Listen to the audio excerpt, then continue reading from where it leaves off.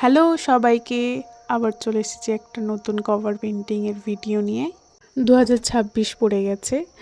2026-এর এটা আমার প্রথম নতুন ভিডিও, বা বলা যায় 2026-এর প্রথম বড় ভিডিও কভার পেন্টিংয়ের। সবাইকে জানাই শুভ নববর্ষ। বছরটা সবার খুব ভালো কাটুক। প্রথমে তোমরা দেখতেই পাচ্ছ আমি এখানে হোয়াইট কালার দিয়ে বেস কালারটা করে নিয়েছি। আচ্ছা, আর একটা কথা, বেস কালার করার আগে কিন্তু অবশ্যই চারিদিকে মাস্কিং টেপ দিয়ে দেবে, না হলে কভারের গায়ে কিন্তু কালারটা লেগে যাবে। বেস কালারটা করে নেওয়ার পর আমি এখানে ব্যাকগ্রাউন্ডের কালারটা করে নিয়েছি। ব্যাকগ্রাউন্ডের কালারটা যেটা ছিল, মানে যে পেন্টিংটা আমি দেখি কপি করেছি বা তুলে ধরার চেষ্টা করেছি, সেখানে যেটি ছিল সেটাই আমি হুবহু তুলে ধরার চেষ্টা করেছি তোমাদের কাছে। আসলে এটি একটি কাস্টমাইজ কভার পেন্টিং ছিল।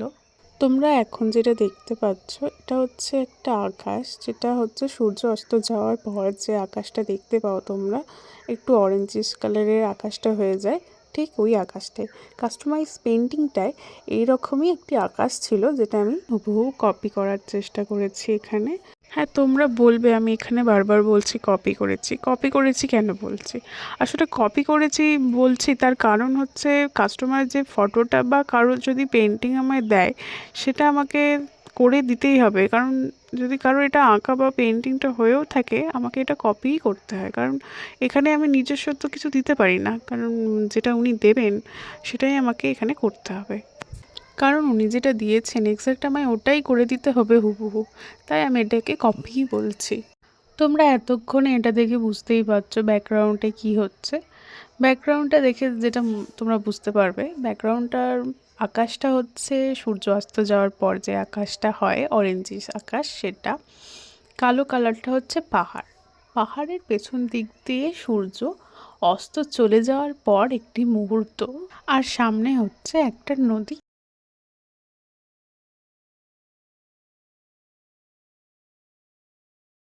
এতক্ষণ আমি তোমাদের বেস কালারটা আর ব্যাকগ্রাউন্ডের কালারটা নিয়ে ডিটেলসে বলছিলাম।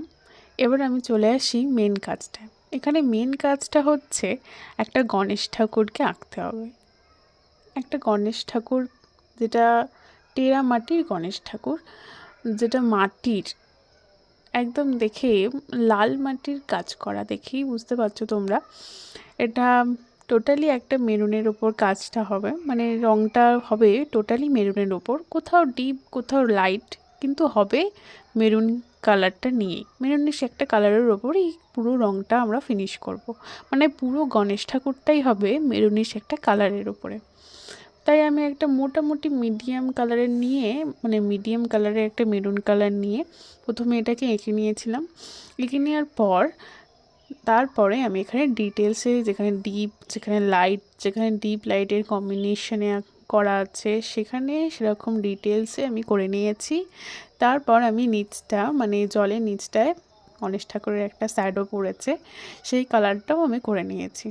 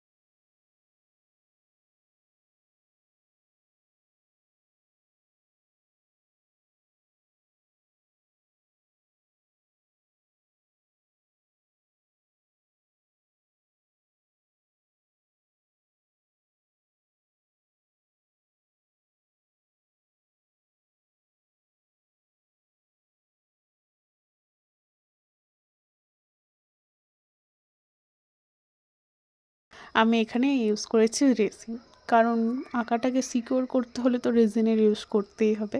রেজিন দেওয়ার কারণ হলো, রেজিন এই কভারটাকে একটা ক্লাসি এফেক্ট দেয়। তার পাশাপাশি দৈনন্দিন জীবনে এই কভারটা ব্যবহার করার জন্য উপযোগী করে তোলে বলার কারণ হচ্ছে রেজিন এমন একটা জিনিস যেটা দিনের পর দিন একই থাকে এবং কোনো ক্ষতি হয় না রেজিন থাকলে, মানে কভার পেন্টিংটার কোনো ক্ষতি হয় না এই রেজিনটা দেওয়ার কারণে। পেন্টিংটা যেমনকে তেমনই থাকে দিনের পর দিন, অনেক দিন ব্যবহার করার পরেও কভারটা খুব সুন্দর গ্লাসি একটা এফেক্ট দেয়। তাছাড়াও কেউ দেখলে বুঝতে পারবে না যে কভারটা নতুন না পুরনো, এই গ্লাসি এফেক্টটার কারণ। তোমরা যারা এখানে বিগিনার্সরা রয়েছো, যারা রেজিনকে নিয়ে কাজ করতে শুরু করবে ভাবছো, তাদের জন্য বলি আমি যে রেজিনটা এখানে ইউজ করেছি সেটা 24 ঘন্টা শুকাতে সময় লাগে, তাই 24 ঘন্টা পর শুকিয়ে যাওয়ার পরই এটাকে ইউজ করো।